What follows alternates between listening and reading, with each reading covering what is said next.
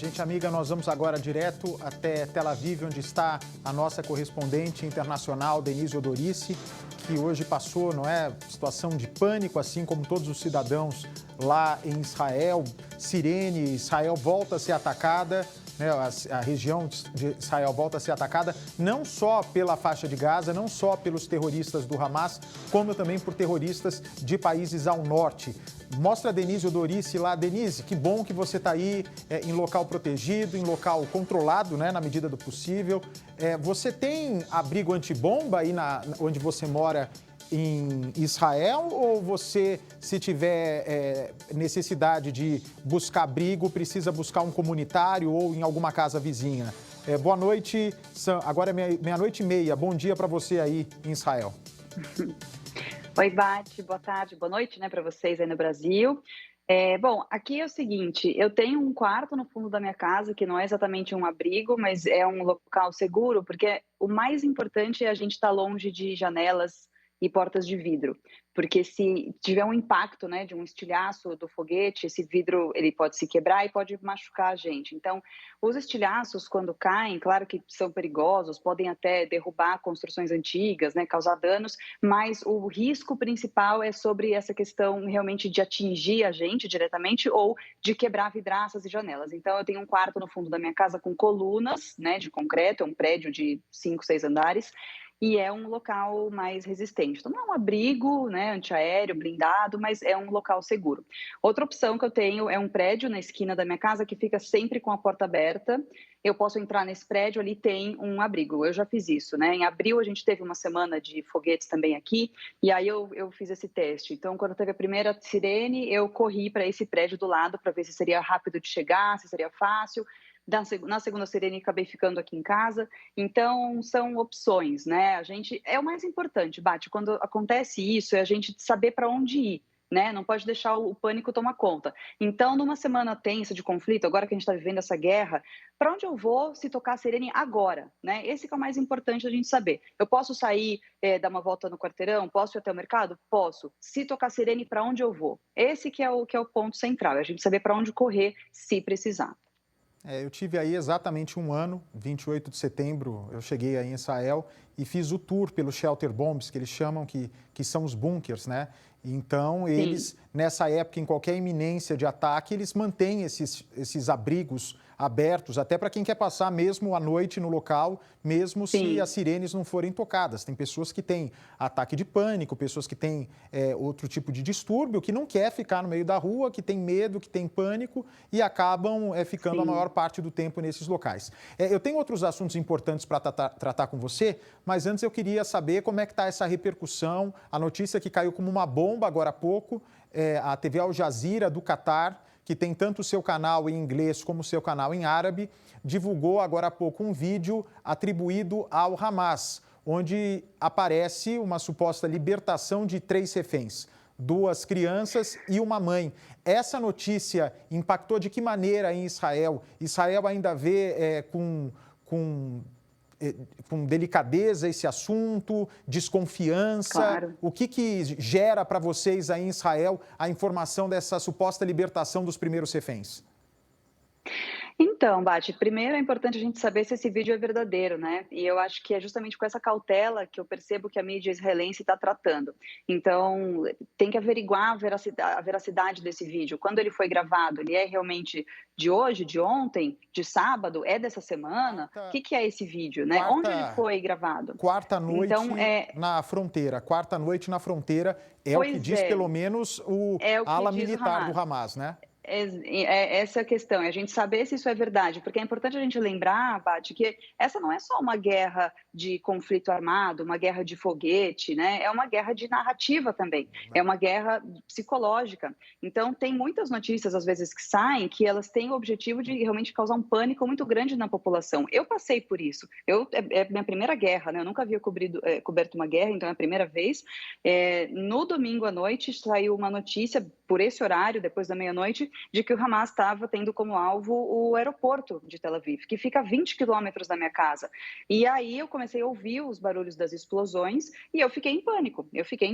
Eu tive que ligar para algumas pessoas daqui que já moram aqui há mais tempo. Eu falei, olha, me acalma, o que está acontecendo? Eles vão explodir o aeroporto? Porque é esse o objetivo muitas vezes, é soltar alguma informação que não é necessariamente verdadeira para que as pessoas se assustem e fiquem dentro de casa. Então, no caso desse vídeo, é o contrário, seria uma demonstração de boa vontade, de vamos negociar, olha, estamos aqui liberando reféns, mas a gente tem que esperar a confirmação, principalmente do exército israelense, que está ali presente na fronteira, para saber se isso realmente aconteceu, né? E o governo israelense também. Então, eu percebo que o tom da mídia israelense aqui, eu estou abrindo os jornais enfim, vendo o que está sendo dito, bom, temos que ver se é verdade. Ó, o Hamas diz isso, parece que é aquilo.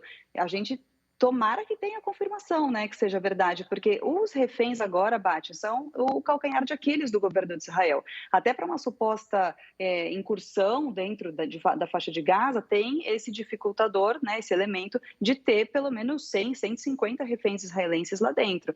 Então, é um ponto muito, muito, muito sensível nesse momento.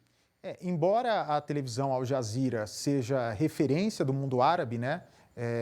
Via de regra, quando tem qualquer tipo de ataque, os terroristas eles enviam um vídeo para esse canal árabe devido à sua localização geográfica, que é no Catar, né? Fica em Doha, uma televisão do governo, uma televisão respeitadíssima no mundo árabe. E, Sim. Geralmente, as informações passadas, nesse sentido, costumam ser confirmadas com o tempo. O que me chama a atenção nesse caso, e você colocou muito bem, é o seguinte: eles estão dizendo que a libertação foi ontem à noite. E a distância da faixa de Gaza até onde ela seria levada, essa mãe com as crianças, não é longe. É uma questão acredito que 1 hora, 40 minutos. Tel Aviv e a faixa de Gaza se faz em 40 minutos, 40, 50 minutos. Já não teria o tempo suficiente para essa mulher e essas crianças terem se apresentado às autoridades israelenses? Um dia não teria sido suficiente para que essa informação fosse confirmada oficialmente? Ou então será que pela guerra de narrativas Israel ainda guarda essa informação com sigilo? Assim, elas nem precisariam chegar aqui em Tel Aviv, né, para essa confirmação, porque a fronteira com a faixa de Gaza está cercada pelo exército agora. Então, a fronteira com a faixa de Gaza, na verdade, é uma cerca, né, são vários níveis de cercas que foi essa cerca que os militantes conseguiram ultrapassar para atingir o território.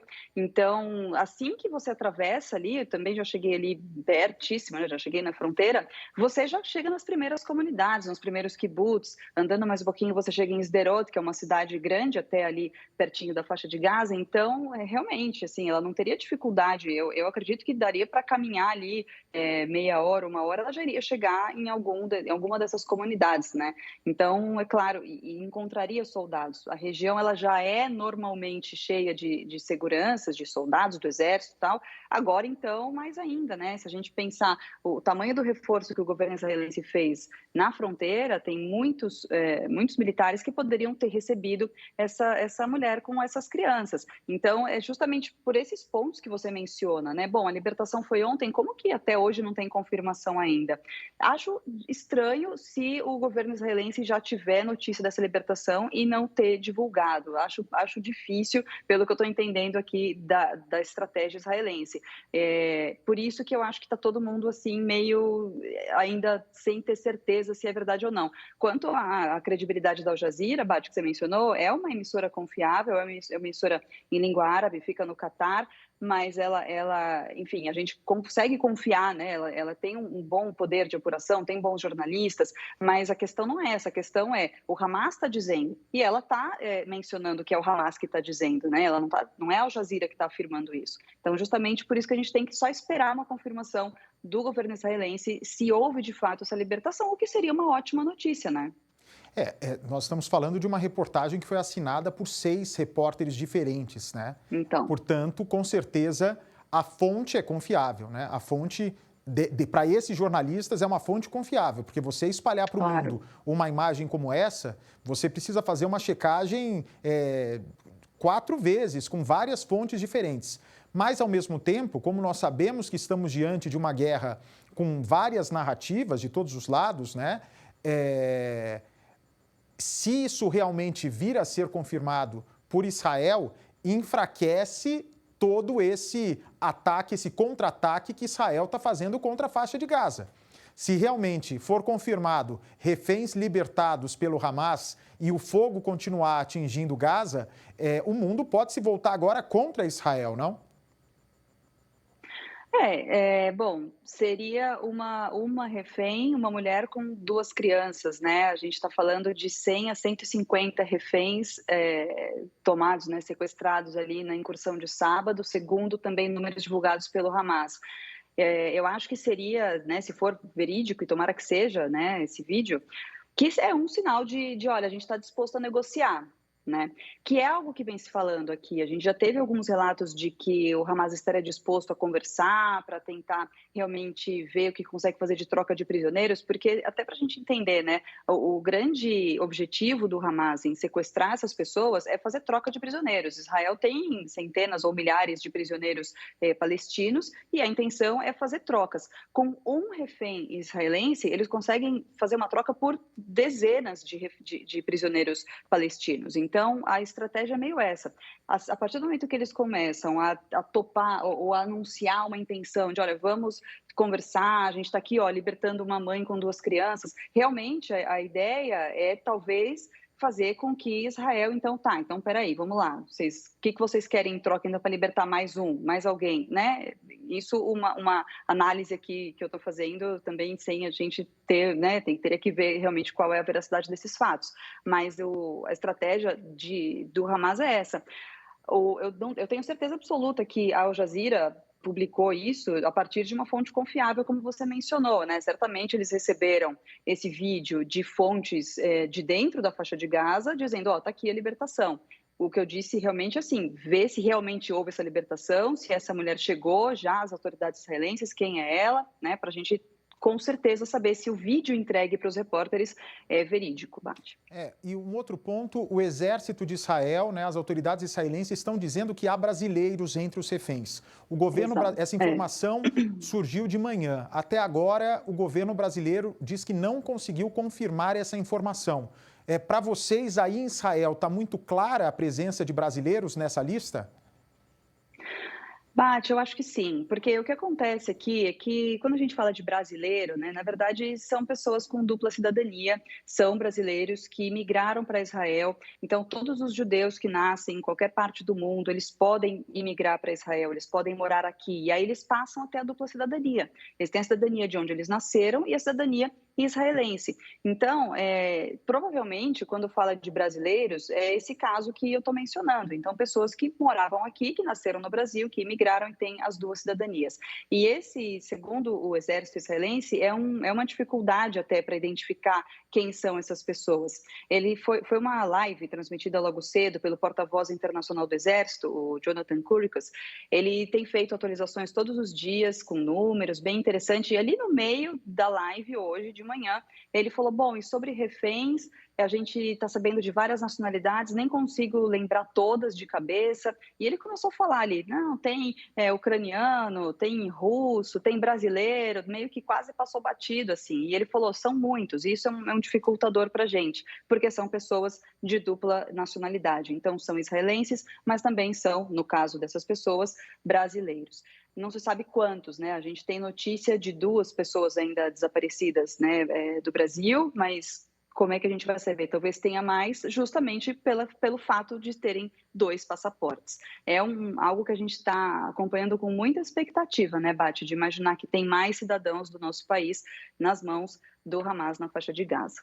Denise, onde que Israel errou? Porque isso é algo que criou uma situação, né, muito desgastante para o governo israelense, né, que até há pouco tempo estavam trocando farpas, agora estão se unindo até para que todos os decretos sejam feitos sem precisar de muita burocracia aí em Israel, mas quem conhece Israel, e você já está aí há algum tempo, sabe que é um local extremamente seguro até então. Né? Um local que você sabe que vive numa região, infelizmente, que já vive em guerra há muitos anos, mas, pela minha percepção, eles estavam muito confiantes já de que o Hamas estava controlado. Até porque os últimos ataques que foram cometidos pela faixa de Gaza, né, a faixa de Gaza é a Palestina, não é necessariamente o Hamas. O Hamas é um dos grupos terroristas que atuam nessa região. E o Hamas, nos últimos tempos, estava, pelo menos, se demonstrando para o governo Israel um grupo terrorista sob controle, né? Israel tem uma parte tecnológica brilhante, com celulares que são inspecionados o tempo todo, soldados que são alvo de detector de mentiras ao entrar nos quartéis, treinamento intenso, os tanques de guerra mais potentes, navios, drones não tripulados de até 9 metros de comprimento, drones que inclusive são capazes de voar sem tripulação numa altitude maior do que um voo comercial. Tanto que é um local que está em guerra desde sábado e o aeroporto ainda está funcionando, com as companhias aéreas, não todas, mas muitos aviões estão indo normalmente até a Israel. Então é difícil para quem conhece a segurança de imigração, entrar no país é um pouco mais fácil do que sair, porque eles querem saber o que a pessoa que esteve aí em Israel fez, o que foi visitar, por que não foi visitar. Eles querem saber se a pessoa foi para Jerusalém ou não, se a pessoa foi, por que foi conhecer Jerusalém, se não foi conhecer Jerusalém, por que não foi conhecer, enfim. Eles fazem uma verdadeira inspeção na vida dessa pessoa.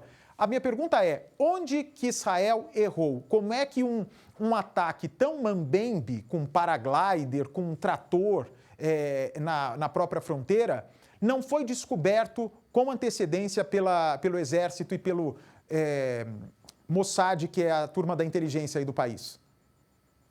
Essa é a grande pergunta de $1 milhão, né, Bate? Eu converso com gente todos os dias, ouço a avaliação dos especialistas. Hoje mesmo conversei com um reservista, que foi um dos 400 mil convocados, né?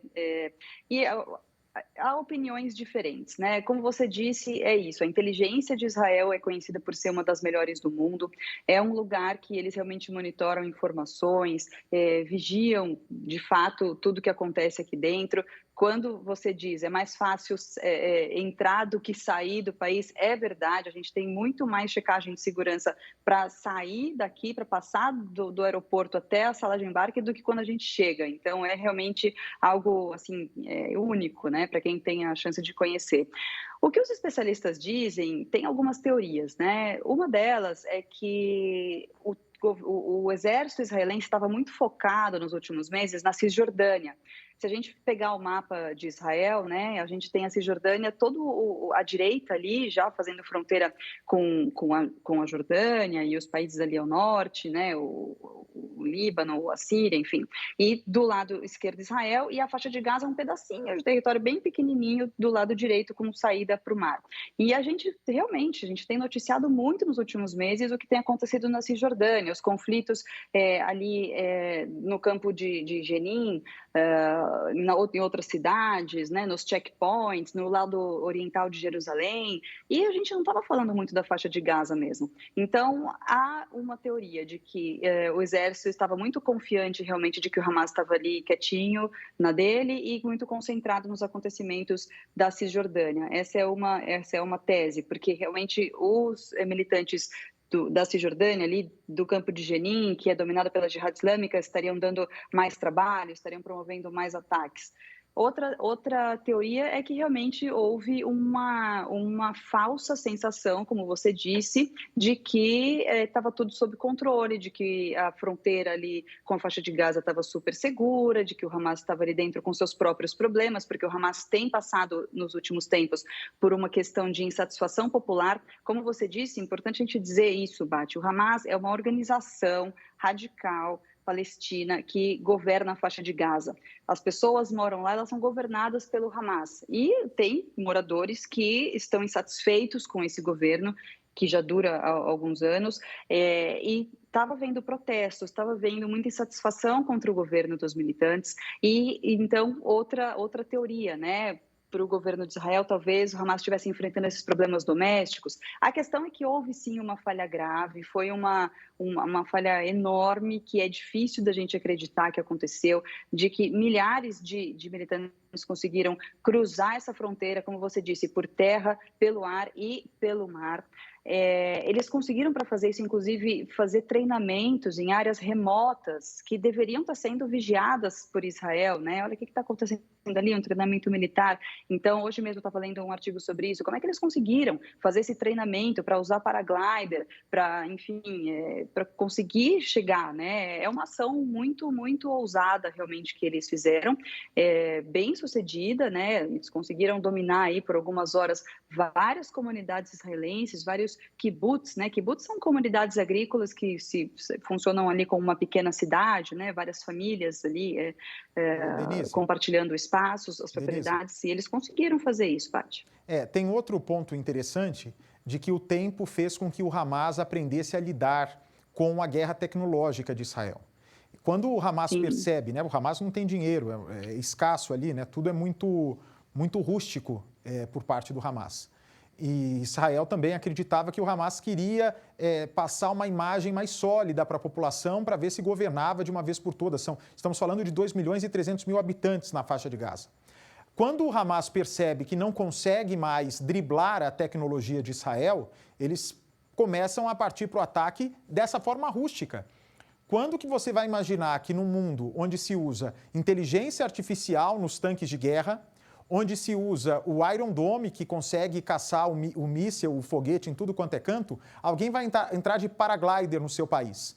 Então, os terroristas teriam aprendido a driblar a tecnologia, pararam de usar computador, teriam parado de usar celular e foram no boca a boca armando essa operação aí desastrosa para ambos os lados. Obrigado, Denise.